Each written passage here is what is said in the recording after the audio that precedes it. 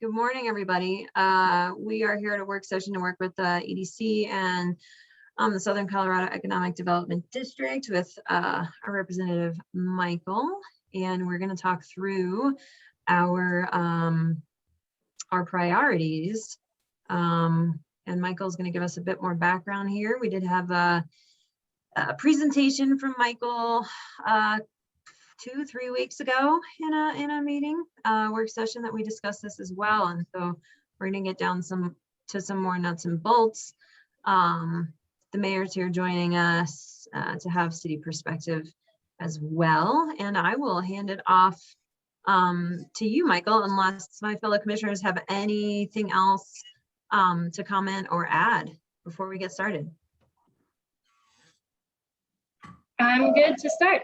Yeah, and just sorry for being late. I was on there was a different meeting invite and I hopped onto the wrong Zoom for a second. No problem. All right, great. Well, Marla or Michael, do you want to get us rolling, please? Sure. Right.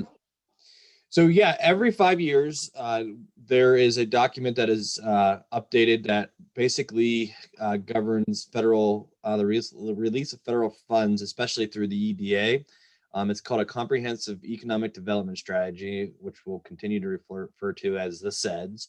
And you know, what is unique about this year is that the EDA has now made it mandatory that all of Colorado submits their SCEDDS at the same time. And so previously we were all on different schedules, and it kind of, I guess, if you can imagine, I think there's 13 districts across the state, 13 different plans coming into the EDA all at different times.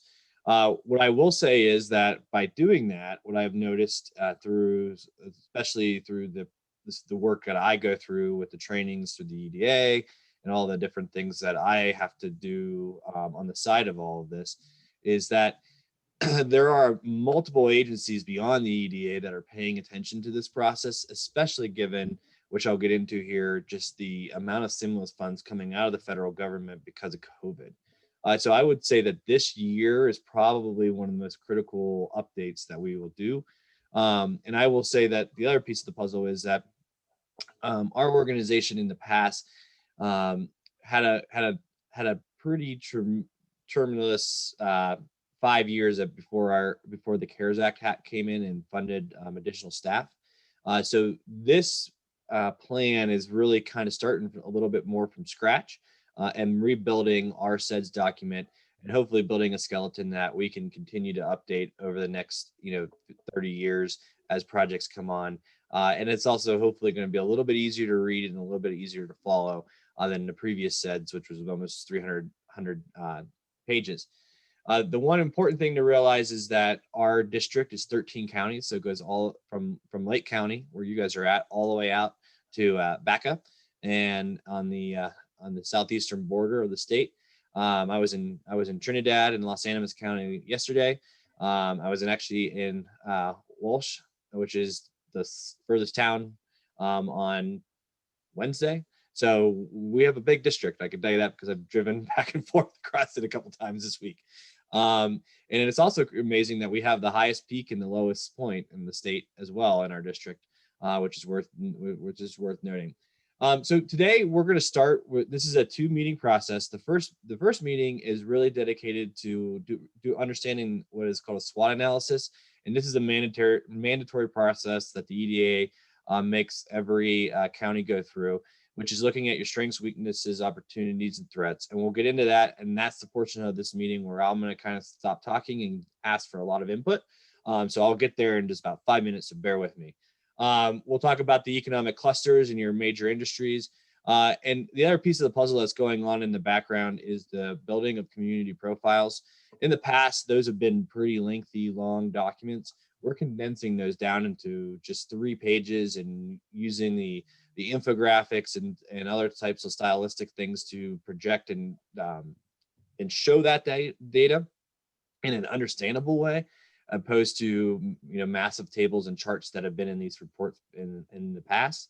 So we hope that also helps that when you actually use this document to, especially when we're going back and looking for, when a grant comes out and looking for projects that might be eligible, that this document is actually, something that is usable and not something that is overwhelming, and something that you'd actually have to have a separate briefcase to carry it along with you.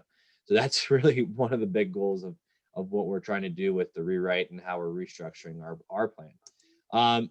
The next meeting, which is the meat of the SCEDDS document that matters to Lake County, is going through and getting your and talking through the projects that you have identified, the programs you've identified, and the priorities around economic development. And we also, again, realize that especially in our district, recreation, things like recreation, housing, which I know is a big issue, play an important piece of the puzzle in economic development. So does access to capital. Broadband has become a huge issue in the last couple of years because of COVID. So those types of additional things have been added, and as well as with resiliency and talking about what are those big infrastructure projects that could really impact Lake County if they were to fail, or what is needed to basically, in an event of an emergency, assist Lake County. We have looked at your hazard mitigation plan and several other plans before showing up today. So again, this is a unique public process in that I am not here to, like a comp plan, to ask what is the community's vision for the next 20 years. I'm actually here to say, what is the vision of the community, and what projects do you have on the horizon to meet that vision that can be implemented? Because this is a 5-year plan, and these are basically projects that are ready to be engineered or can be shovel ready to actually be implemented and funded, because we're really looking at either planning or construction projects in this list. So again, you can see the different plans. The hazard mitigation plan is a great example, and I'll get to a table where I'm not asking EMS to redo your emergency services to redo and retell me the things that are in their plan. And that is an essential piece, identifying the natural threats to this piece of the puzzle.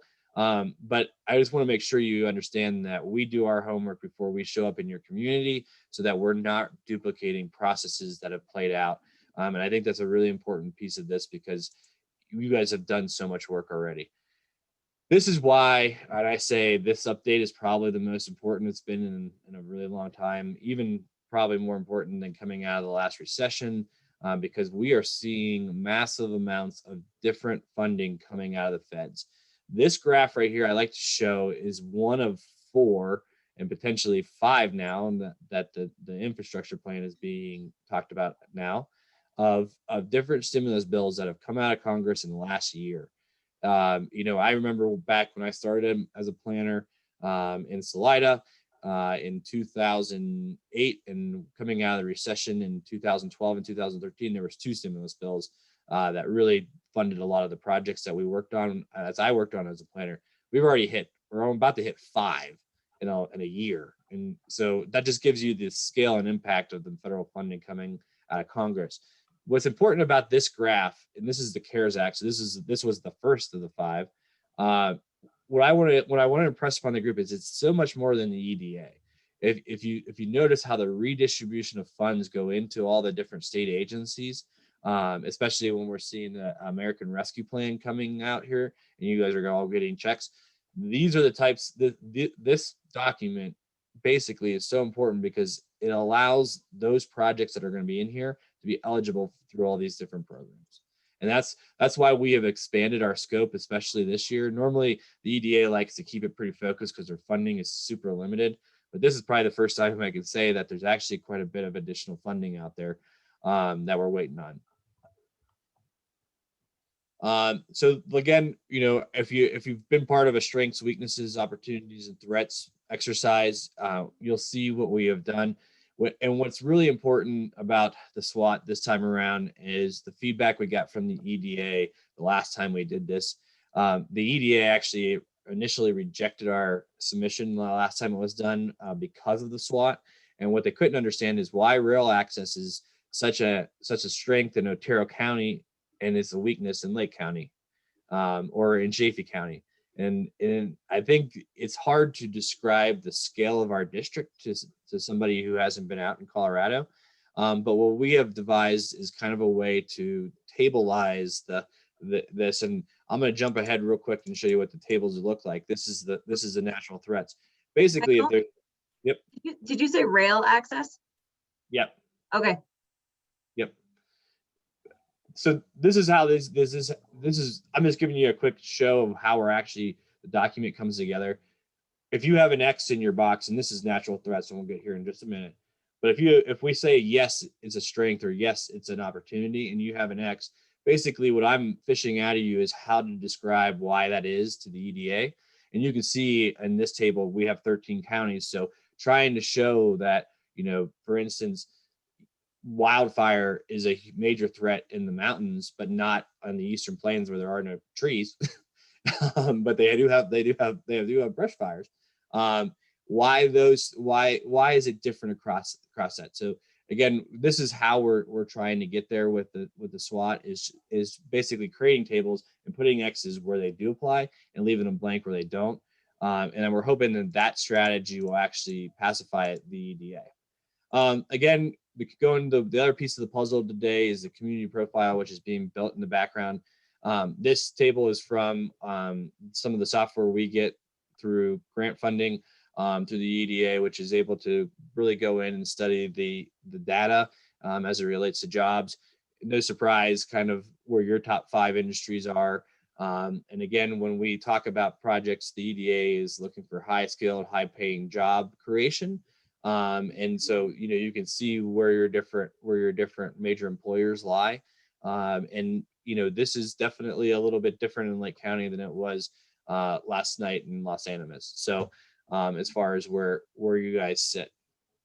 So I guess no surprise there. All right. So jumping into the SWOT, this is where I kind of quiet down here and try to get some information out of the group here. So please feel free just to jump in and chime in. And, like I said, we try to take a little bit of time to fill this out ahead of the meetings. You'll see some question marks where I wanted to definitely double check and check in with the community. But, the first one's always a really good one to start with as far as dialogue, especially in our 13 county region, because agriculture and ranching is a huge industry across the region. And so I would assume that ranching is, yes, a strength in Lake County. And I guess the other piece of the puzzle is I'll give you a primer real quick of what I've heard across the region of examples that I'm looking for. One is like in Chaffee County, the sales barn has shut down. And that was a big topic of conversation. In Crowley County, they needed an industrial scale because all of their ag producers either have to drive to Pueblo 20 minutes in the wrong direction to get on a scale and get a weight slip before they can head off, or have to go all the way to Lamar to get a weight scale. And so these are like, the types of things we've had. Otero County has come in and said, we need grain storage. Yes, it's a strength, but we need grain storage. We need an elevator, grain elevator next to our rail system in downtown La Junta. So those are the types of things that I'm trying to get out of you today and to talk about, well, it's a strength, but how can we continue to make it a strength? Does that make sense to the group? Seeing head nods, that's always a good thing. All right. So maybe we'll start with ag and ranching. And if you guys want to chime in, please go ahead. Thanks, Michael. I guess Marla, did you have something? I saw you unmuted. Yeah, I mind you, I grew up in the Midwest, so I really know what agriculture looks like. Yeah. But, we've dug into the sales tax numbers from January to March, and it was a surprising shock to me how the little bit of sales tax that is going to ag and ranching in this county. So it was kind of one of those aha moments. I don't know if it's a major strength and a major industry indicator, but at all. But it's a small group, very small group. Yeah, my response was going to be, I don't actually think this is, I mean, this is definitely not prominent like it is in Chaffee or south of us. We have grazing and we have irrigated lands, but we don't really have you know, commercial run agriculture, really. I see Jeff is unmuted as well. Yeah, I mean, I was going to agree with that, and I mean, I think, but I think it's a strength, but in a different way, because so many of those ranches that are held by longstanding families here are a key part of preserving our open space, and I think it is part of what makes, you know, the whole Upper Arkansas Valley down south of Leadville really special. And there are, you know, it's not a huge sales tax. That is actually not a surprise at all to me. But, you know, like there's a cattle operation that sells to a local restaurant here. So I think there's also some transition to, you know, like small scale production, you know, providing, you know, local produce to residents, and increasingly to restaurants. So I think it's an interesting one. So the strengths aren't what you'd think, I'm sure, like way down, you know, in like real ag. And I think one, maybe jumping ahead, like I think one challenge is I think a lot of those families are going to face increasing pressure, you know, to subdivide. They're getting older. They're going to sell. You know, I mean, just those classic, you know, farm transition issues. So anyway, that was my 2 cents on ag. Yeah, I couldn't agree more with you, Jeff. Yeah, that was well put. The open space one is a great comment. So thank you. Yeah, to Jeff's point, the largest I think individual landowner that's not the Forest Service in Lake County is under a conservation easement. So you know, I think that's a great point, Jeff. Great comments. Well, speaking of the largest landowner besides you're a rancher, we're talking about public lands next. Lo and behold, obviously that is a strength in Lake County, and beyond you know, beyond recreation, which is why we all live where we live right out here, and use of public lands. We talk about the other important aspects of public lands because, again, as you know, the Forest Service is actually under the Department of Agriculture, and so a lot of what this plan talks about is how do we productively use public lands as an economic development tool. And I would like to transition this discussion away from recreation and tourism because it will, as you'll see, that's the next one right underneath here. And I'd like to kind of talk a little bit more about any type of logging, mining, those types of issues first on this topic. To see if it's a strength, is that what the? Well, I would definitely think it's a strength. It's just more of one of those other. I understand recreation and tourism, and like I said, we're going to talk about that here in 30 seconds once we wrap this up. But if there's any other examples that are important around the public lands or any other issues around public lands that we want to talk about beyond recreation, that's kind of what I'm trying to get out of on this one with Lake County. And Mike, I've had this conversation with you, but and I know the commissioners have heard me chew on this all the time, is really setting down and being strategic and very tactical, keywords, strategic and tactical for the county land with what we want there and knowing what kind of development or maybe no development that we want on the public land.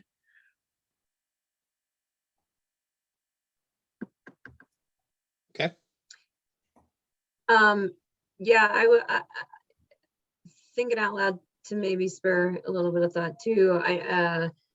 You know, I know as far as like fuel mitigation and logging, like you said, there's a lot of questions with like RMRI or other agencies of, you know, building a compelling application or request for any kind of external funding and what that, you know, what's then that connection to the logging or that industry where you can, you know, add to those kinds of operations and profit.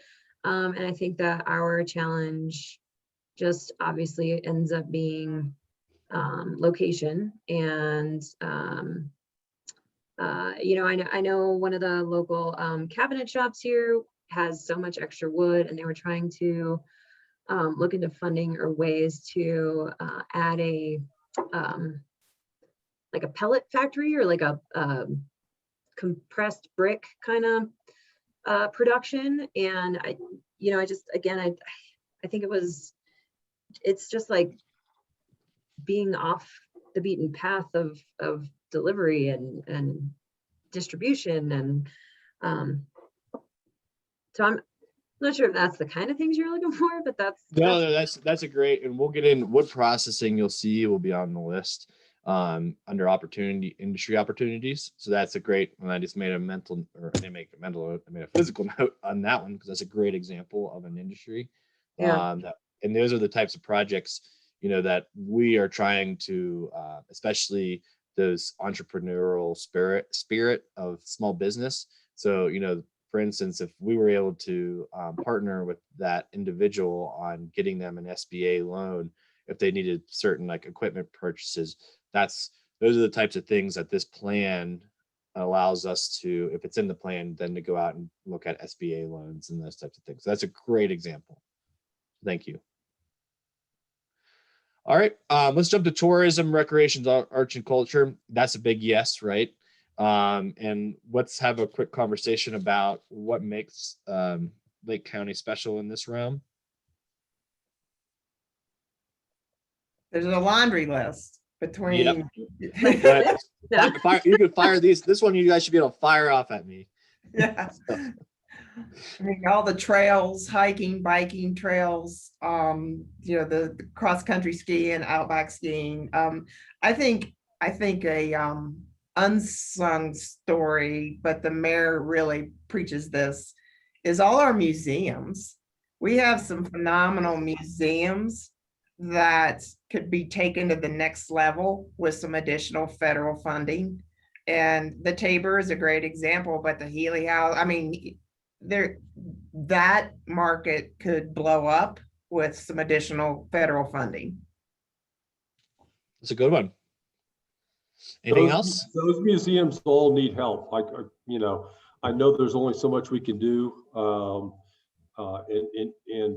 We talk about valuing our history, which I think we do, or we try to, but these museums are critical to telling our story. And some of them are suffering. This summer, some of them are going to be open by appointment only. I would love it if we as a community could intervene somehow and help these museums, be prosperous. Yeah, I mean, I'll piggyback on the Tabor. I mean, I think the whole, Main Street, the fact that we have retained so much of the original architecture, and people turn that corner on Harrison and they're just like, oh, this is what a cute town should look like. And so many of the businesses are locally owned businesses. It just sort of feels right. And we have fewer and fewer vacant storefronts. It just feels vibrant when you turn that corner. I mean, to me, that's also like a pretty big asset. And we've managed to slow traffic down on there and make it more friendly, to actually stop and visit. And by we, I mean Mayor Lobby. Yeah. All right. Oh. Go ahead. Well, I was just gonna try to quick, we have the connection to like trails that go across this, Colorado Trail, like really well-known trails, wilderness. We've got the open space. We've got recreation for like all ages and abilities and family, and anybody, any age, any ability can find something in the county. And that we have an amazing equal opportunity, I would say, between summer and winter seasons in that access. And I'll tell you, you guys have an amazing OHV track, because I'm trying to assist another county in our district with writing a grant, and they keep citing Lake County as the coolest one so in our district. So for what that's worth, you guys got that going. Everyone's talking about it. Energy extraction industries and energy and extraction industries. Obviously, that's a big one, right? Climax. And so probably don't need to, I kind of want to run through a couple of these a little bit quicker because we're going to run out of time if we keep spending too much time. I do want to jump to the next one though, and favorable cost of living. I have, oh, go ahead. Yep, Marley. I just want to add that because of the high altitude here, we have, and Michael, I've signed an NDA with a couple companies, but the commissioner, we kind of know what the research will be, but that's an energy company that will be doing some research here this summer. So it's a strength that we have for the high altitude testing for specific companies in our area, because they want to see if the machine works properly in our land, and it's even in the wintertime. So it's not just, the summertime. So I wanted to add that to that piece. That's great. Okay. Jump into favorable cost of living. I have as a no. And the reason I have that as a no is because of housing costs. And is that okay? So I'll make sure that's a no. Housing costs low, employer market really, in the county. I mean, 70+% of our population goes to Eagle and Summit for jobs. But also housing cost is almost secondary to housing availability. Yep. Well, and to piggyback on that, I mean, it's like favorable cost of living for who? Like if you've lived here and you're making $12 an hour, housing costs are terrible. If you're moving from the Front Range and a $600,000 house is no big deal, it's awesome. So that classic problem that so many other places are facing too. So sorry to hop it ahead, maybe just some threats. No, we're going to talk. Workforce housing is on the list under weaknesses. Yeah. We'll and that one we'll spend a minute on. So no worries. All right. So precedence of higher education is a definite yes. Colorado Mountain College. Chemical and plastics manufacturing I have as a no. Rail access is a no, correct? Right. I know there's some work on Tennessee Pass right now. There's some discussions, but right now it's a no, right? Okay. Lower cost of labor than the balance of the state is a yes. That one's a tough one always. Believe me, I've had lots of conversations on this one, whether that's actually would be a strength. But again, when we're talking about bringing in a business to Lake County and having employees there, again, this goes to Jeff, to what you just said about, well, if you're coming from the Front Range, the housing costs aren't that big of a deal. But if you're coming from potentially West Virginia or Alabama to locate here and you see that price of housing, then it probably is. So yeah, but to jump ahead, I mean, I think the problem that so many employers are having is that the people don't exist. They can't find housing and they're not here and they're not, so finding, a big applicant pool is hard. So I would almost say then, and I appreciate the labor supply comment, Jeff. I would actually say that this is probably a no. Right now, right at this moment in time. I think it's a no. I would think agree. Okay. I would definitely agree. We will change that. Favorable climate is a yes, as long as you like cold and snow, right? I do. So I'll say that as a yes. Regional hub and spoke. This is an interesting one because this relates to your relationship to Pueblo, and I would say that, and this one is a big no for Lake County, because I don't think of all the Front Range municipalities that you would relate to, I think Pueblo would probably be the last one you say is our metropolitan area, right? Yeah, if you're, I'm not sure I'm understanding exactly the context. So the hub and spoke, so our question, but- district, our metropolitan area and our district for the EDA's definition is Pueblo, right? Because Pueblo is the largest. So our map goes from Lake County and kind of follows the river down through Pueblo, and it doesn't include El Paso County. It obviously doesn't include any of the Front Range, everything north of that. So Pueblo is the largest metropolitan area in our district, and what's interesting is that the concepts that we talk about is using Pueblo as our financial hub, right? And that's what this is referring to is Pueblo your financial hub, which is a big no. Right. And right. And so I think it's important. What's important about that statement in this plan is that we'll get into access to capital and whether that's a strength or not. But in a lot of the communities that I work in, they need that financial hub to service their industries, right? You guys are in a much different situation there. So I think that's definitely a no, and, but just wanted to talk about that. Corrections economy, is that a yes or is that a no? That's a no, right? That's a no in my mind. I don't know if, I know there are people here who work down in BV, but I think no is. Okay. Great. I apologize. That should have been a no. That was a miss on my end. Outdoor lifestyles is a big one. Obvious yes. Lower tax burden, I said is a yes. I don't know necessarily how that fits in, because I think if you look at a commercial valuation in terms of tax burden, it may be a little higher just because we have so many special districts based on location of a commercial development. So it may be, city, county, school district plus hospital plus, X, Y, and Z metropolitan district or whatever that might be. So I think it depends on how you look at it, really, because the mobile home parks have an especially high tax burden because they have the highest mill levy in the county. So I think it just kind of depends.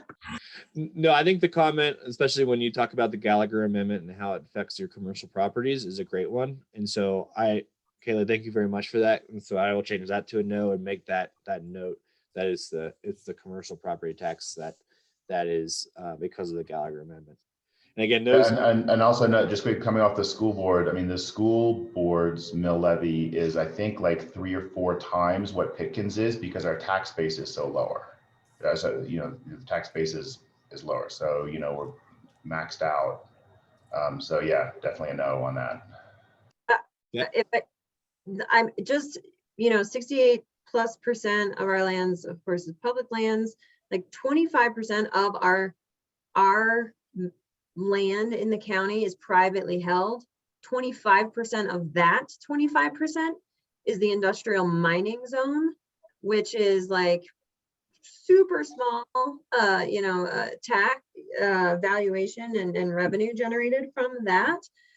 So there's a fraction. I mean, many of us understand that, but it's definitely not something that's. I mean, it is something that is always worth repeating for folks. 25%, only 75% of private land is actually developable. And then you still have, I wonder what the other layer of other environmental issues or zoning how that would reduce that even more.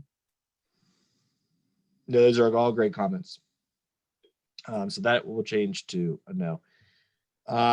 Government collaboration between this is talking about the relationship of the city and the county, and my observation is that it's a pretty good one. All right. Yep. All right. Good.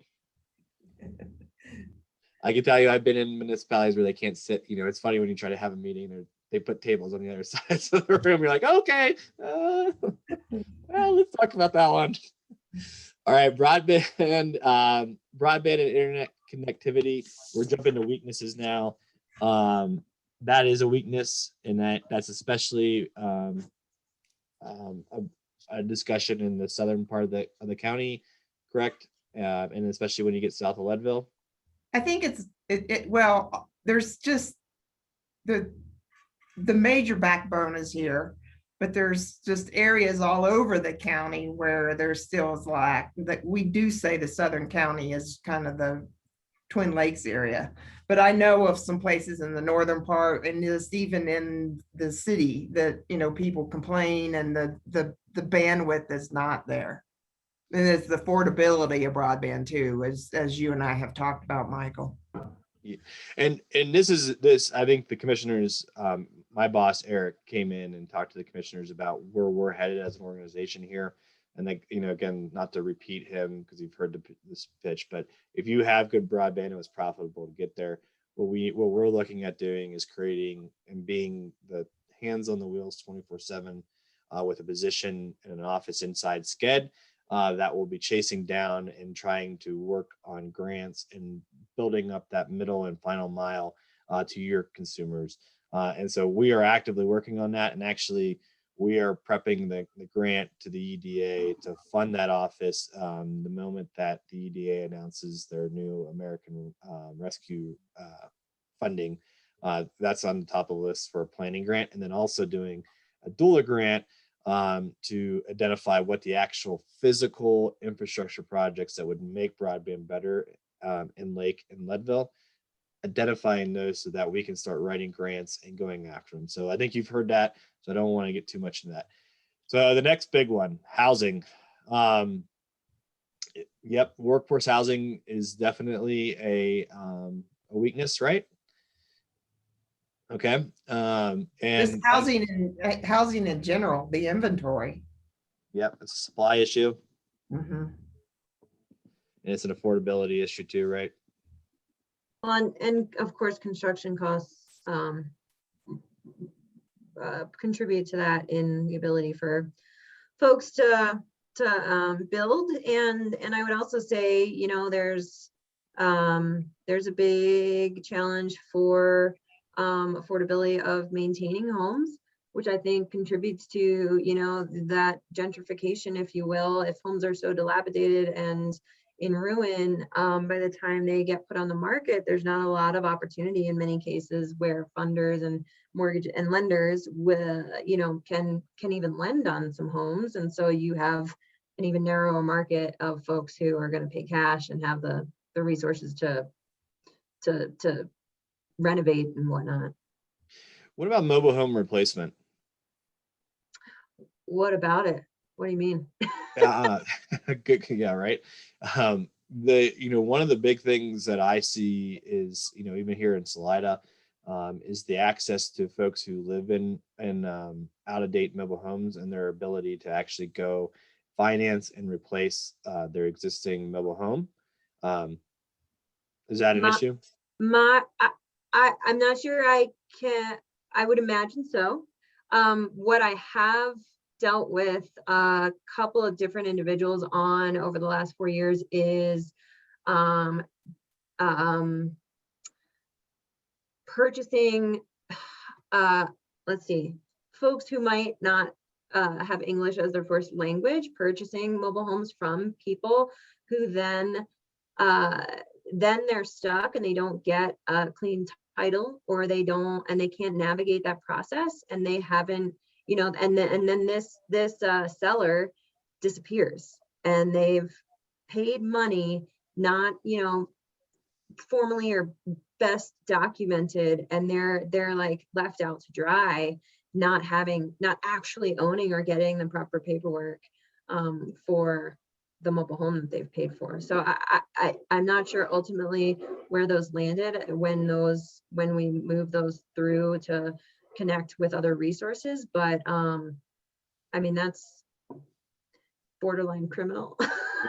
That's rough. To Michael's point, also, we have the issue of any mobile home built before 1976, and there are a bunch of them out there, can't be moved. I mean, they could only be destroyed, and a lot of those have asbestos in them. I mean, it's like this nightmare of a trap for people who can't do anything with those. Even affording to, we have a couple of dilapidated and collapsed mobile homes in the city limits, not even in these outlying neighborhoods, that need to get brought to the landfill. That's what you just described, and that's a regulation issue. That's something that I think, you know, as our organization grows around housing, and we start talking with so again, your housing issues are much different than Los Animas, or definitely all 6 counties on the southeastern plain, where I'm working on a housing project out there again. But the themes are there. It's just a much different way of tackling the problems. But mobile home replacement and just getting rid of dilapidated housing because of asbestos is a major issue no matter where you're at in our region. And then there's these, you know, the cost of construction and supply. are two other major issues that exist regardless of where we're at. So we'll move on from that one. And sorry, I saw chat jump in. Michael, I think it's really worth noting too the inventory piece that Marla is talking about, because with such a low inventory creates this kind of perfect storm for like a bidding war, you know, and so people are getting, you know, over 100% of the asking price. So they're getting, you know, 110%, 150% of the asking price. And so it's pushing people into territory where, you know, you're no longer eligible for an FHA loan because you're entering into jumbo loan territory. And I don't know how those limits are set for Lake County, but then that eliminates a lot of, you know, first-time home buyers or home buyers that are coming here, you know, working in those industries that you had tagged as like our drivers, and they just can't afford to keep up with the bidding war. And so that creates a problem of its own with that low stock. Yeah, and I, you know, the supply issue is an interesting one. As you know, I was helping with the deed restriction draft, and so I've been brought into the fold a little bit on the housing side of things. And I think a major conversation that needs to occur is about how you guys. It's one thing to have a regional housing authority, but the big tough issue that is facing Lake County right now is how do you actually go out and build and do projects. And I think there's so many, like I said, there's so many different ways I'm looking at it. And I have the same issue out in the Southeastern Plains. So we're trying to bring in, we're assisting them with developing an RFQ to bring in a developer to build housing for them. And so there's lots of different ways our organization can help. But I think you guys actually are, from what I understand, are actually in a really good place, at least in the land banking side of things.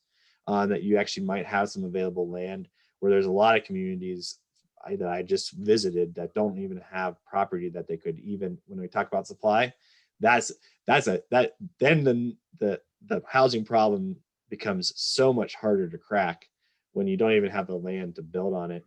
And again, when you guys talk about the fact that, you know, 75% of the land is untouchable because it's public land, so that supply issue becomes more acute. So anyways, SCEDD hopes that we can continue to engage in those conversations and continue to help, especially as it relates to project development and trying to get that supply going again, and however you guys deem fit. Jump into access to capital. This is an interesting one, whether or not this is a weakness. It's the reason I put yes on this is my understanding is that small business loan access is probably the big one. And is that correct? I would say yes. I think we're seeing the remote workers come here, and I have a project right now for a couple that's coming from Chicago that has serious access to capital. But the entrepreneurs here do have issues with access to capital if it's a startup. And, especially in the retail or the hospitality space. If it's a tech company, that's totally different story. So this is me it's a yes and no answer. It depends on the industry sector in my mind, if there's access to capital. Any other comments on that? What about even just the know-how? Never mind. Yeah. Never mind like actual access, I think that's a huge gap. Maybe. Understanding what's out there.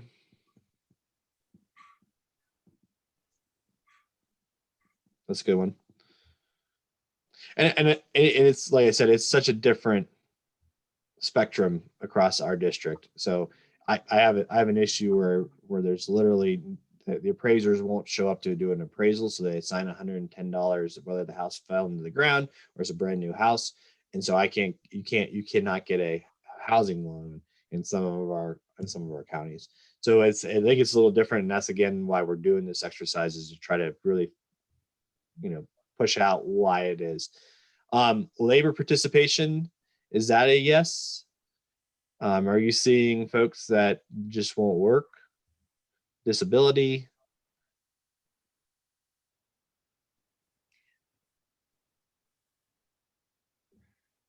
Can you say that one more time, Michael?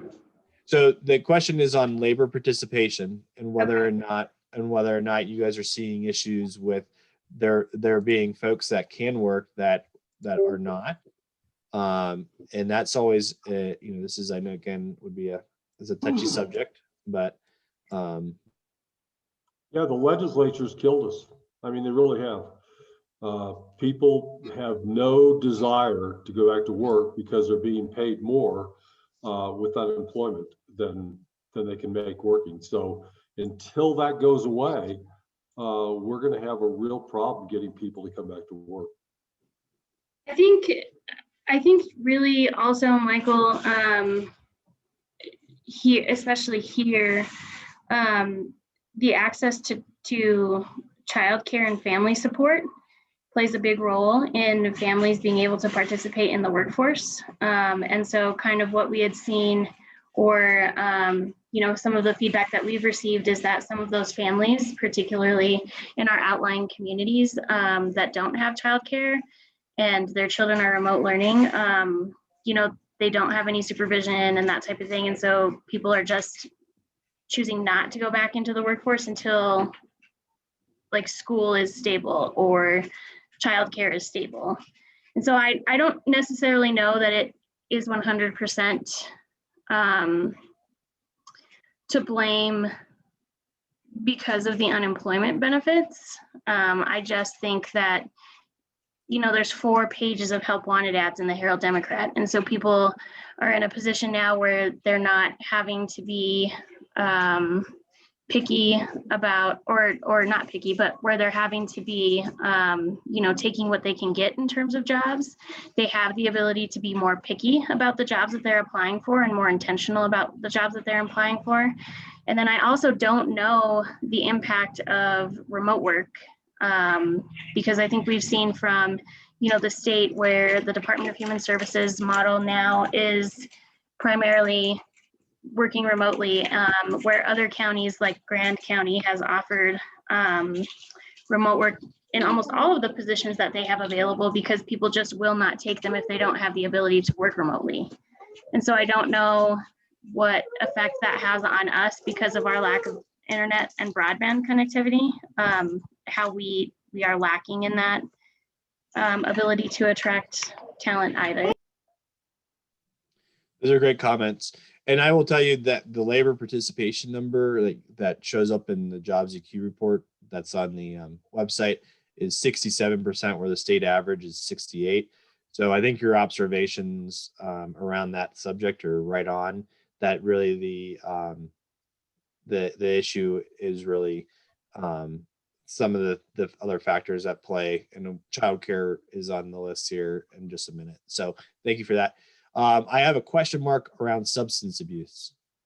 And I actually don't have a good feel for that. In Lake County, there's some places in our district that this is a major issue. I'm not sure that this is as big of an issue in Lake County. I think we'd really have to ask our mental health providers, and then also maybe ask the sheriff's office if they had any data on the correlation between substance abuse and the increase in crime and the increase in violent crime that we've seen in the community. I'm not 100% sure though. I know that there were some concern around the accessibility of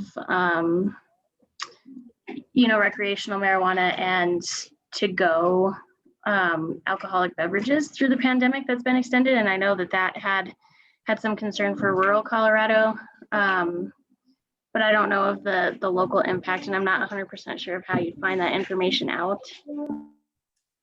Yep. Well, I'll do some digging. And I do want to just recognize that we're running up against the 10 o'clock. Is it a hard stop for most of you at 10, or do you got an extra 15 minutes we can probably throw at this? Okay. That's some extra time. Okay, great. Water security, is that a major issue? How are the town's water rights? Is it really kind of, there's a difference between paper water and physical water, right? And so this question's around paper water. Parkville Water's security is fantastic, I would say. And the Lake County augmentation plan, we actually, that we have some secured water, but I would say that definitely would take developing, and particularly in terms of storage for our water. That is the key gap. Okay. I think I'm going to put this as a no, but in the plan, we'll make a note to the issue of water storage. But a lot of communities, when we talk about water security, is actually even having the ability to, legally to even access water.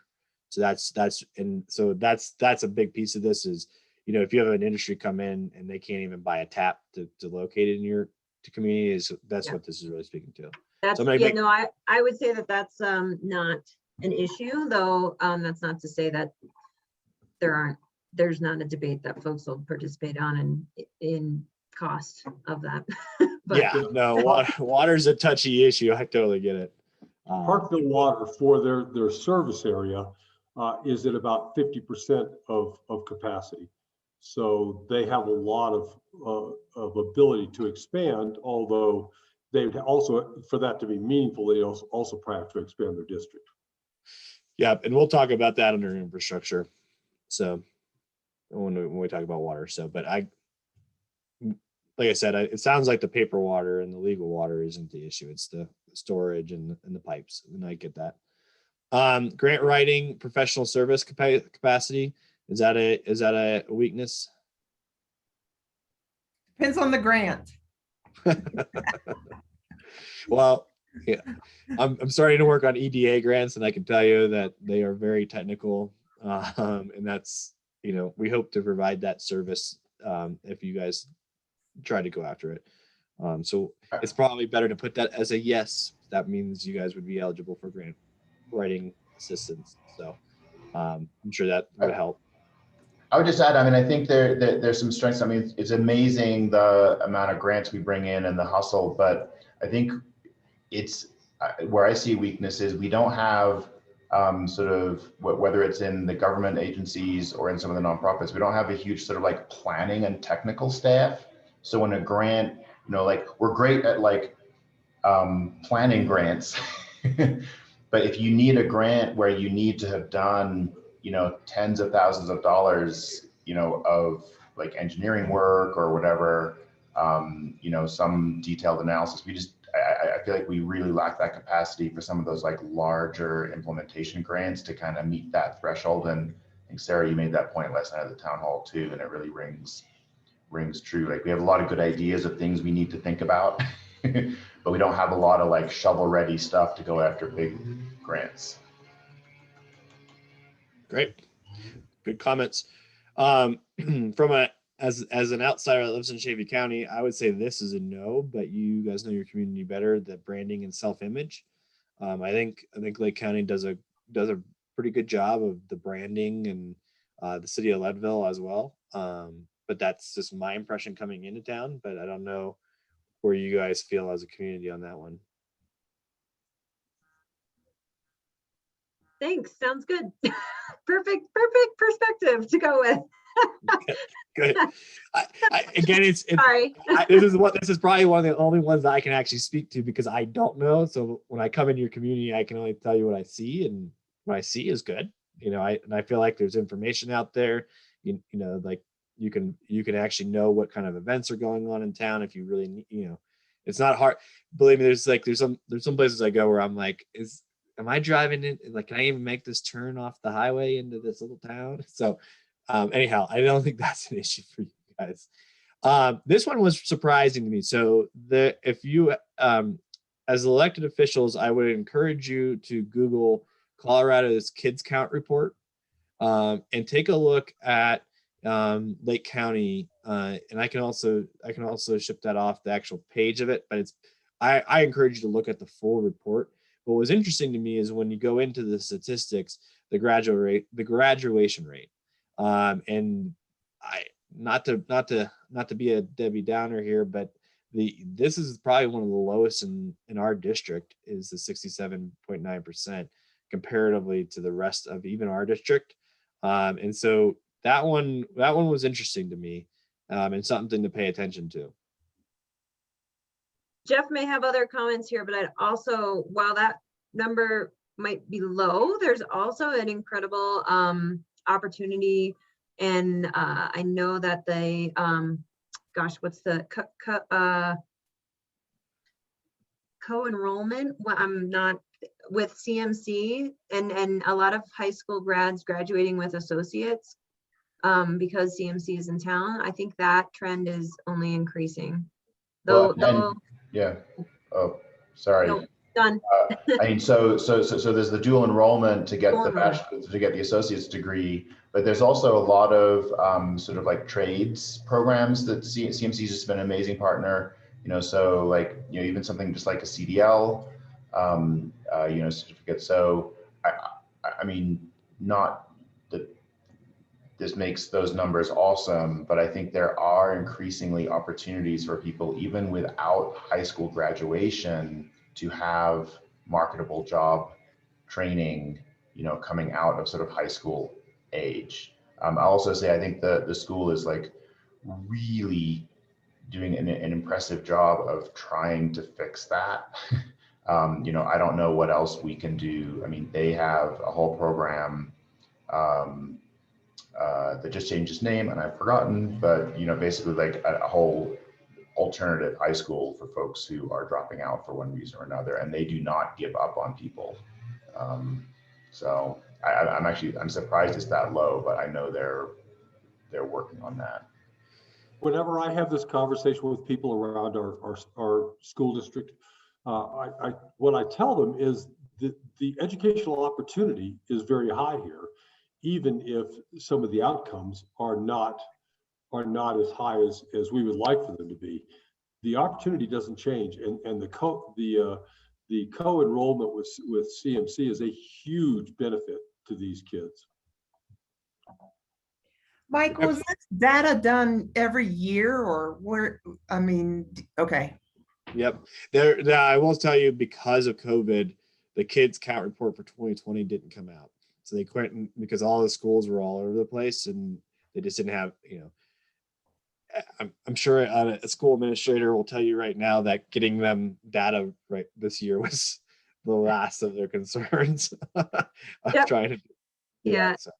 Jeff, you might know if I'm remembering correctly, and or if the numbers are different, but I think the last time maybe 2 years ago or longer, like 44% of the high school seniors graduating were enrolled in dual enrollment.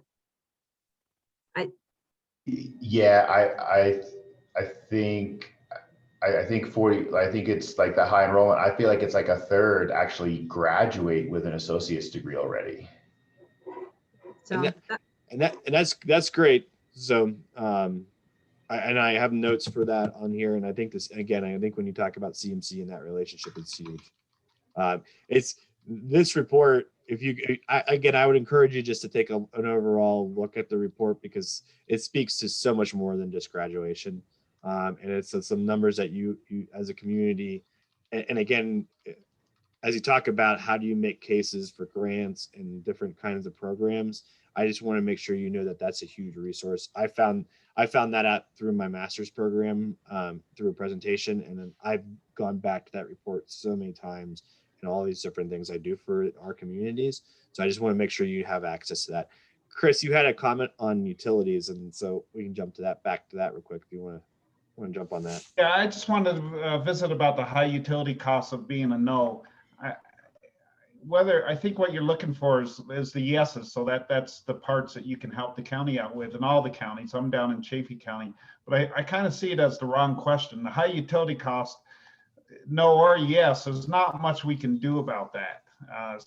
Excel's not going to really listen to us. The utility, I mean, they're going to set the cost, but what we're trying to do is the comfort of somebody paying a $300 a month utility bill is different if they're in a rundown home or a modular or a trailer, and plus they're living at 60 degrees 24 hours a day. So I think really what we want to do is maybe work from the bottom up and saying, how can we help it seem like it's more affordable? So maybe the person still pays $300 for their utility bill, but now they're living at 68 degrees instead of 60 degrees, or whatever the case may be.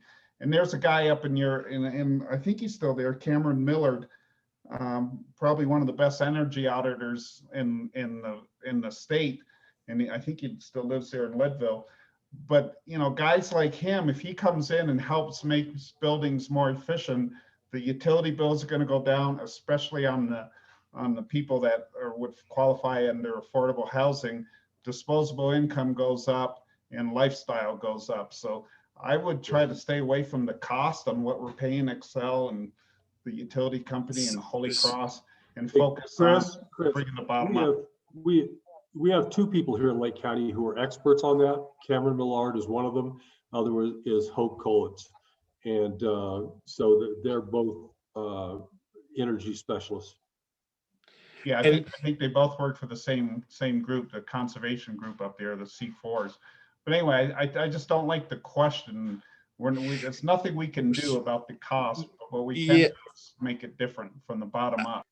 And I understand your comments, Chris, as it relates to that, but I will share with you and again, that's why why we go through this in each county. This is a big issue, and there are things you got to do about it in certain counties. So for instance, in Crowley County, when they turn on the high school baseball field lights, it's $1,500 just to turn on the lights. And so when I talk about trying to relocate an industry in there, that high utility cost is prohibitive. And there are things with the PUC that are there. But Chris, to your point, I appreciate that comment. And I made a note of that under there because I think it's really important around housing.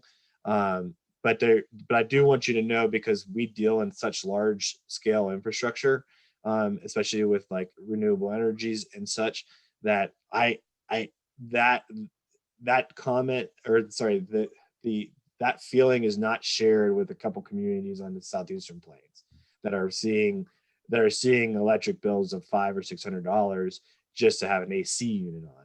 So I think, you know, so that I appreciate it, but and I made a note of that, but I just want to make sure you understand that we do deal in big areas when we talk about infrastructure. So available commercial and industrial space. This was a question mark for me. And is it, do you have the space but don't have the utilities? Is there space available? This one I actually didn't know. We don't have product, as you are what you and I would call product. So we don't have a pad ready site, but we have the land. The commercial lots at the rail yard are being scarfed up and bought, and as we speak, I know of 3 out there. But what we call product in economic development world, we do not have, but we have the land. Okay. Any other comments on that before I jump? I just one quick, I think with the housing, I hope that I know that there's been questions or in parts of conversations about, you know, what commercial space and land there might be, and then transitioning that to residential, which may seem like a great solution, but I just worry about that in the long term. And you know, when we talked about the higher taxes, Sarah, to your point, your commercial tax base is so important to having a viable community beyond being just a residential. And this is going to be a very controversial comment I'm about to say, but I'll say it anyways. Residential doesn't pay its way in Colorado, and the only way that what folks need to understand is all those services they rely on are on the backs of your commercial industry. And so I agree with you that you know, and I dealt with this issue very much in Crescent Butte because the commercial core is so tiny, and people, again, when housing becomes an issue, they're like, well, we can just turn that restaurant into 3 or 4 apartments. It's like, whoa, that would kill our tax base. So Yeah. I agree to your point on that. Those That's really are excellent points. I would tell you, we've had that conversation in planning and zoning in the city. There are people taking a run at us for some of the zone commercial areas where they'd like to build housing, and our inclination is to say, no, I don't think so. We have pretty limited amount of, just, you guys both have made excellent points. There's a limited amount of commercial space in terms of zoning, and we don't want to rezone it for housing if that's not appropriate. Great comments. Glad to hear that, Mayor. All right, availability of labor. I think the 4 pages in the Herald Democrat comment, Sarah, is exactly what we're talking about here. So we'll keep that as a yes.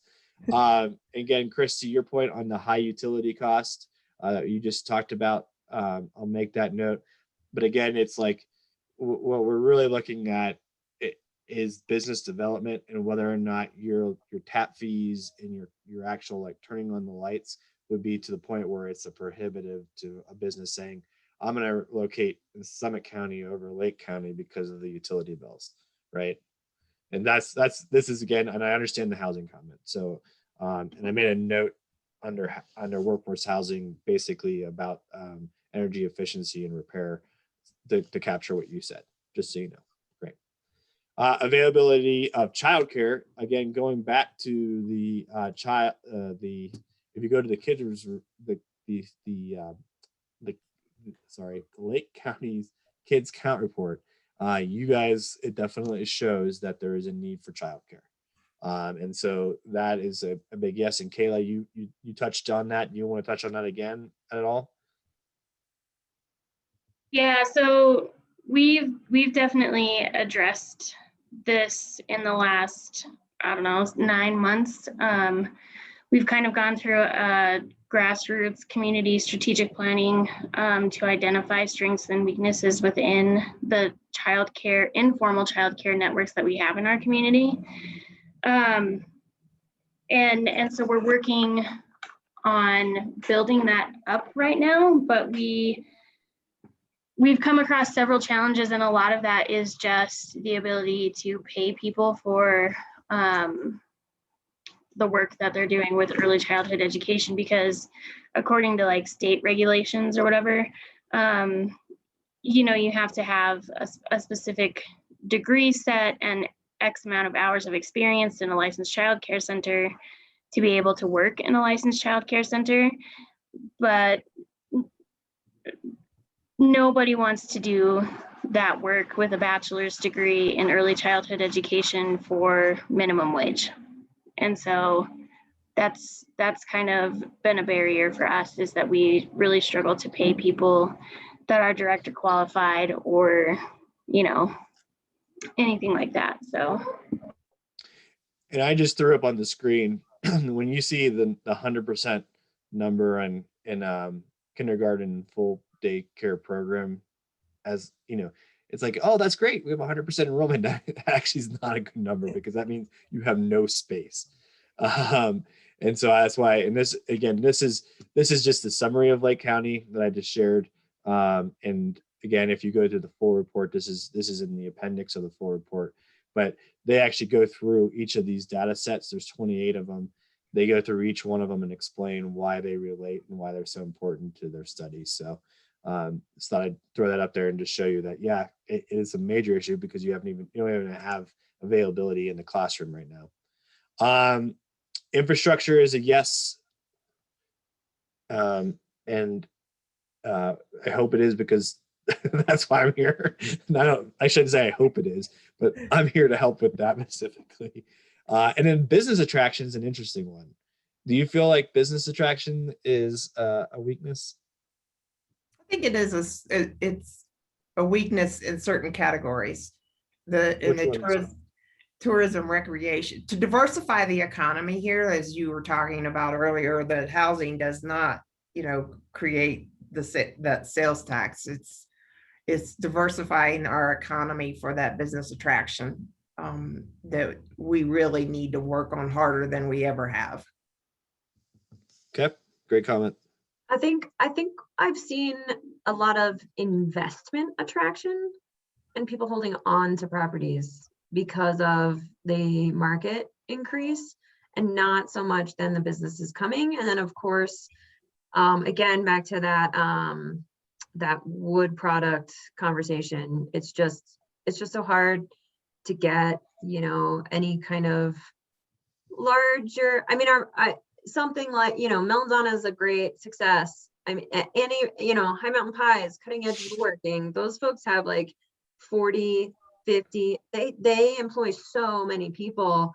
I just wish we could, I don't know, I wish we could help like our recycling issue by having some sort of like light industrial production, manufacturing of some kind, but it's just our location doesn't make a lot of sense to, you know, we're not an accessible port, if you will, for distribution. And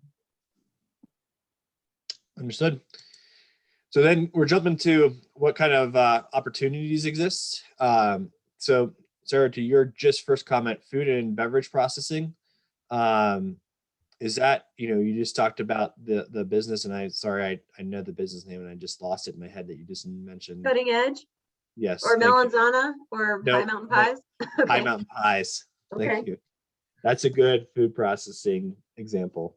So that would be a, you know, again, there are those businesses that would relate to that. I think the beverage processing is probably a little less, although you do have a distillery in town, correct?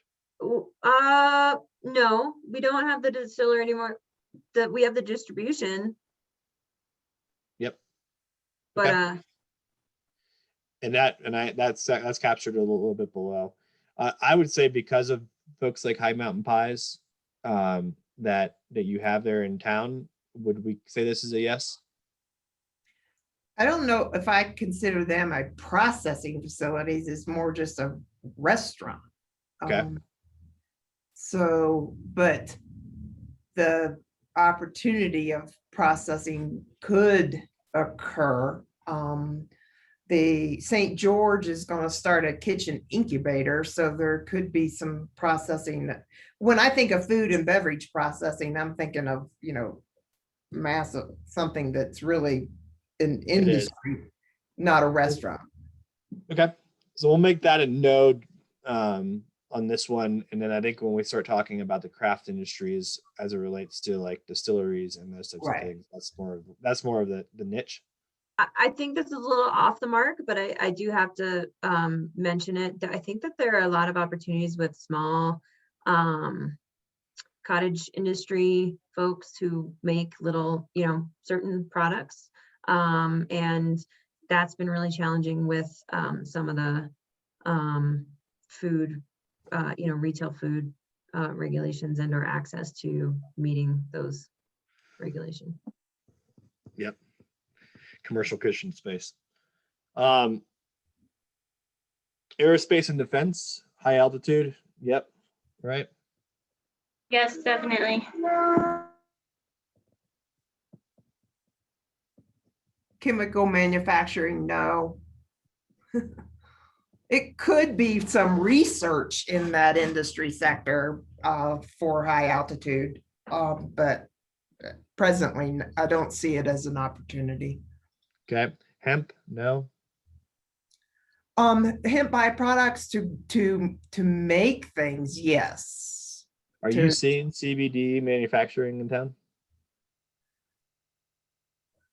So I don't, the county does not license any marijuana related businesses. The city has 3 licenses in 3 different areas. I'm looking to see if the mayor's still on here. Not on. I think he jumped off.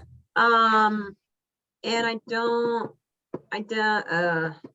we have grows and retail primarily. Marla, correct me, I don't think we And this is have marijuana, this is hemp. So this is different. Sorry, no.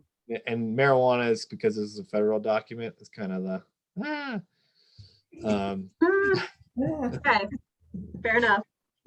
all right, construction related manufacturing.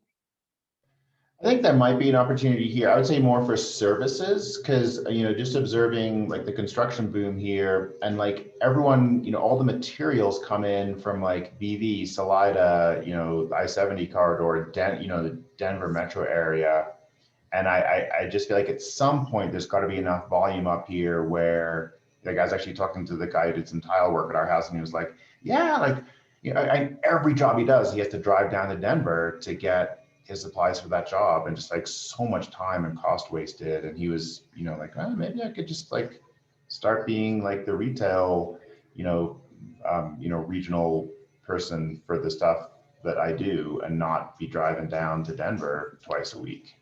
So I don't know, it may not be there, but at some point that volume could be there. Great. Professional and scientific services is a yes. So those are your engineering type jobs and lawyers and okay. Yeah. Regional sorry.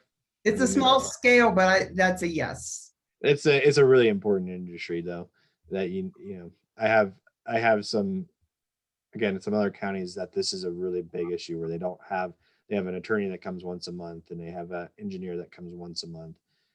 And so it's really hard to get things done. Regional distribution, is that a yes or is that a no? Sarah, you've mentioned this as like, trying to access because of the different passes getting in and out. So would this be a no? As a really like as a company locating there to do regional distribution is a question. I mean, it seems hard, but then I'm like, well, as you get further south to BB and all that, couldn't that be an opportunity? But I don't know that I'm the best person to answer that. Well, no, it's not to put you on the spot. I think you're to your comment though of that it's this regional distribution is about proximity and infrastructure. There's communities in our district that are located next to I-25 or at major rail intersection interchanges like Los Angeles County. When these are the types of, when we talk about that. Yeah. You'd think we'd be close enough to I-70 and to kind of be a conduit south, but I don't think that quite, I don't think the logic follows. Well, there's a big pass. Yeah. that has a lot of snow on it. Love them. That's the issue. We talked about wood processing, and I loved the comments about beyond just the actual harvesting and logging piece of that, Sarah, that you brought up. So I made a note of that. Remote workforce we've talked about, and it's the broadband connectivity piece that makes that so important. Craft industries is a yes as it relates to what we were just talking about, and that also is like your craft beverage. It's the the stuff, Sarah, that you were just talking about. I made notes on that. Anything else on that? Okay. I think we leave that as a yes, because I'm working with a mead company, or small, he has 2 employees, but I think it's a great opportunity for some additional businesses. Yeah, and I made notes of all those examples that you guys talked about earlier. So manufacturing, so Melanzama, I think is a great example. Sarah, you brought up metal recycling. Is that something we want to put as a yes? I see tool and die as an opportunity here because of the contiguous businesses around us. So we've tried to recruit a couple tool and die right now. Small business, Main Street, obvious yes. Outdoor recreation is an obvious yes, and tourism is an obvious yes for so many reasons. So I think manufacturing is also a big, not only just on the startup, but I think the skilled labor force that we have, there's potentially a good pool. I mean, I would imagine we could certainly employ a light manufacturing company. Great comment. Two thoughts. Sorry, I was spacing out during the remote work comment. I having worked remotely for the 10 years before becoming commissioner, I'll say like one challenge there is, if you need to get to the airport or to the Front Range for, your work trips, I mean, the lack of public transportation to easily get down, to the Front Range or to the airport is a bummer. Because you basically have to have a second car, which, it's America, that's great. But that is a limitation, or, would be something that would make remote work, I think, more, even more feasible for some people. And then on outdoor, I think one opportunity is, we have the Upper Arkansas, which is great for fishing, but the actual access and sort of like more vibrancy around the river through Lake County is kind of limited. It's like the access is not great. It doesn't go through Leadville, but it does go through Granite, and there are a couple businesses there. And I don't know, I just feel like there's some untapped opportunity for something like the BV Play Park and sort of river, access. That's a huge kind of tourism recreation focus, or the Salida Wave Park. Like that stretch of river through Granite should be a play park for beginners. That's an awesome opportunity. And there's space there. Anyway. Those are great comments. Thanks. And I'm sorry, I need to hop off. Okay.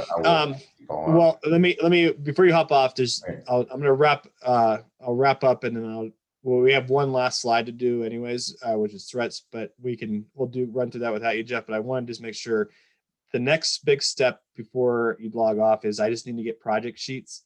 Marla is assisting with that in identifying these projects. Yep, there it is. I'll just show the sheet. This sheet. So just make sure if you have ideas and projects that you want us to include in the plan, infrastructure, programs relating to mental health or anything like that, please be getting that to either Marla or myself, and we'll be getting that in. And then the next meeting is dedicated to reviewing your project ideas and adding to that list as we go. So Jeff, thanks for your time today. I know we ran over, so I appreciate you sticking with us. Thanks, this was great. I love it. This next slide is the natural threats. Again, this is us mining your hazard mitigation plan. So not trying to redo what has already been done. So we'll jump through that. The last couple ones real quick are threats, and I'm going to try to run through this a little bit quicker because we talked about this, but water sales is the one question I had. I don't think you have a major issue with potentially losing water out of your ag community, because or is that an issue that you've seen? I think we have definitely been forewarned as Headwaters, and being one of the last places that Front Range or Lower Basin folks are going to look to. One of the priorities that I've talked about and other folks have definitely talked about is creating that those relationships, or broadcasting or the promotion of the Lake County Augmentation Plan or the enterprise to be a conduit for folks to go to for support if they are feeling those pressures to sell or liquidate water assets. I'd like to think that there are a lot of strongholds and folks who really understand the importance of that, but I think it's always fragile. I think it's fragile. What was the organization again, Sarah, that you just mentioned that is working with trying if they're feeling pressure? We have our Lake County Augmentation Plan that we need to develop and then implement for administration, and then the water enterprise that is created but not really yet fully set up will be kind of the recipient that's integrated with the augmentation plan, operating with that revenue generated from the augmentation plan. Thank you. It's perfect. Lots of major industry, Climax being probably the big one. Anything else besides Climax? Big industry. I mean, light manufacturing with the clothing and cabinet shop. Yeah, that's a good one. I mean, they've been longstanding and employ a ton of folks. The next three we've talked to at length today. So broadband broadband, workforce housing, and capital funding. I think we talked about. So those are all yeses. Government regulations is always a really fun one, and we're talking about the state and the federal ones. Are there any, the Initiative 16 Pauls is like the #1 issue in our district right now, which is this potential bill that might get to the ballot around meat processing. And it has a lot of people sitting uneasy in their chairs across our district because of how big the ag industry is. And obviously we talked through that's not as big of an issue. But are there any other, I do want to put that one out there because a lot of the counties are taking stands on that one. And I think when you attend our next SCEDD meeting, you're going to hear an earful on what we're trying to do as a district. So just putting that primer out there on that issue. But beyond that, are there any other additional regulations that have made life really tough for doing business in Lake County? Not from the state or federal, no, not that I'm aware of at this point. Well, I'm just thinking Excel and or sanitation, like them having to deal with some new regulations from CDPHE. We're keeping a close eye on regulations and or requests that aren't actually documented to that we don't hit a necessarily threshold for, but we've been asked to do, which we've kind of been pushing back on regarding the landfill. So I mean, those are kind of cascading effects. No, those are actually really good examples because I have an issue in one community where the water coming actually out of the wells doesn't meet discharge standards for the wastewater plant. Yeah. So I think those are the kind of things we're talking about. So I'm going to make that a yes. And then the two things would be the CDPHE and landfill regulations and those types of things. Yeah. And it's very, I mean, we don't have to go into it. It's with the sanitation, it's really interesting because we have like a water treatment plant upstream with the yak tunnel and the mine drainage. And then that all goes into the sanitation, and then is the sanitation taking on, everything. I mean, or it's convoluted. I understand. Substance abuse we talked about, and I need to do some research on. Hazard material spills, I think, is a big one for where you guys are at with mining. Cyber hazards is a yes for everyone. If you guys haven't been hacked yet on your Zoom, I think everyone's figured out the Zoom hack solution though at this point. But it's part of that in the early going of COVID. Regional transportation we talked about as the issues that even like what Jeff said about commuting, critical infrastructure. This is the one interesting one that I asked for and for the help from the commissioners because you guys have so many different special districts and they typically don't participate in these types of processes. So if you wouldn't mind either connecting me with your sand district and your water districts, because those infrastructure projects are what this whole process is about. And so let's make sure we get project sheets if they have new plants coming online, if they have major infrastructure upgrades that they need to do, and that also revolves around any type of electric or broadband that you might know of.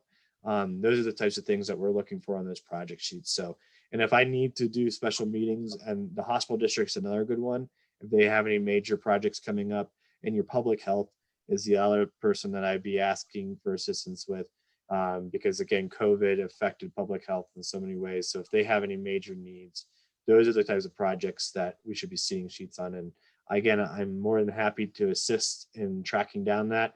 If you just point me and give me a name and a number, I can also do that. So and we can follow up on that. I can help you with that too, Michael, so to kind of spearhead getting them to fill out the project sheets. Great. Energy sustainability. Is that a threat? Is there? Yeah, I think it's a threat over the whole United States and the world. I would agree. Okay. Yes, and I will say I think the county, I think we run on like 64% solar generated energy. We have a few small gardens in the county, and we subscribe to the one in Chaffee. But Great. Cool. And I know Excel has a bad rap, but I can tell you from dealing with all the other energy companies, Excel is actually one of the better ones. And I've dealt with Excel through my career, so I understand there's definitely some, with dealing with a major company like that, there's some angst that you have to go through, but comparatively to some other companies, you guys are doing really well. Healthcare is the last one I want to touch on. It seems like Leadville is ahead of the curve on healthcare, but that's just from what I've heard. Am I hearing that correctly? And or is this something that we need to be paying attention to? I think for a small community like this to have a new hospital coming online is unprecedented. And, they have done a great job getting funding for that. But I think healthcare is one of those ongoing things because of telemedicine is going to be the new way that, we really have to, and the hospital administrator and I were just having this conversation yesterday, that, there's always those grant opportunities for telemedicine now that we really need to tap into. Okay, well, I'll make that a yes. Then civil unrest. It doesn't seem like you guys are going to have any major riots in Lake County anytime soon. So I'm going to keep that as a no. You never know. You never know, but I'm gonna go out on a limb here and say that you guys are doing a lot better than some of the major cities. I'm reading the chat box. You never know. So all right, the last couple of real quick things to wrap up here. These are the different economic strategies that the projects that you will submit to me will fall under. Institutional government facility expansion is a really important one to be paying attention to. So if you have any new facilities that you're anticipating, a justice center, I hear, should be a project that should show up on that list. So those types of things are what we're looking for. Yep. Well, and Michael, I know when you were here a while back that typically, commissioners, this has not been one of those things that could be funded, but it's kind of changed, correct? Correct me if I'm wrong. So here's what's interesting about that one. The EDA won't fund it. So the grants I specialize in, however, again, as you continue to see these stimulus and infrastructure bills get thrown through, something like DOLA could receive, $100 million that they could then turn around. So my point is, and why I want to do what we do, is to make sure that if I see an opportunity like that come through a redistribution grant from the feds to the state, this is my encyclopedia, and I'm like, oh yeah, Lake County has a justice center coming up that could definitely qualify. So those are the types of things that I want to know. And then also assistance in, lobbying DOLA for energy impact funds to go towards the Justice Center would be another way we assist in technical assistance moving forward. So it's not just the EDA that we're looking at, it's these other things. Recreation is a big piece of this. Recreation is definitely not funded by the EDA, but we also understand that without a place where people want to come and work, you can't have a viable business economy. So we do like to see recreation projects. We're paying attention to when GOCO reannounces their new programs for the year and seeing which communities are going to be best aligned to meet those programs. And then we'll be bringing those back to you as saying, hey, did you know there's an opportunity? And then again, as a SCED, Lake County and Leadville, moving into the future, we offer a major discount because you guys pay dues into our organization on this doing these types of planning technical assistance things. And that's the niche we're trying to fill. We're not trying to do comp plans. We're trying to do these small grants and doing the technical assistance that you need, connecting with an engineer and using our leverage of our connection to engineers, because they're, I have engineers that are doing $600,000 war storage tanks. And for them, when I'm there, for them to give me a cost estimate on some upgrades to a park, is a much easier ask than, you going out and shopping for that on an individual level. So those are why we're trying to get those projects so that we can continue to assist on those planning and technical assistance. So finally, again, the project sheets are out there. You can go to our website at the very top bar and download this. Also, you can email us. You don't need to get into, if you have multiple projects. What we're looking for is a couple quick, easy things, is just the project name, a 2-sentence summary. If you have cost estimates for it, we'd love to see those. And then we'll track down who can fund it and everything else. So, but you don't need to fill out, if you have 10 projects, please don't fill out 10 project forms. You can put them on, list them in an email and send them to either Marla or myself. And because we actually take those project forms and put them in a document anyways. So it's actually probably easier to copy and paste from a Word doc if you have multiple projects that you're thinking of. But again, the 2 key things I ask for is a project name and at least a sentence or 2 so that I can understand enough. And then who would be the lead that if I needed to go to get additional information from. And so the next meeting that we will be chatting about this is June 3rd at 5 p.m.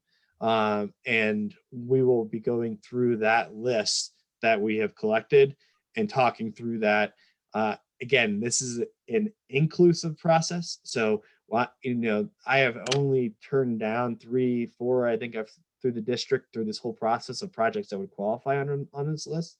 And a couple of them were just like chip seal projects that, for, like the yearly chip seal projects that a county does, or I had somebody ask for assistance with meter replacement, something that users pay for on a day-to-day basis.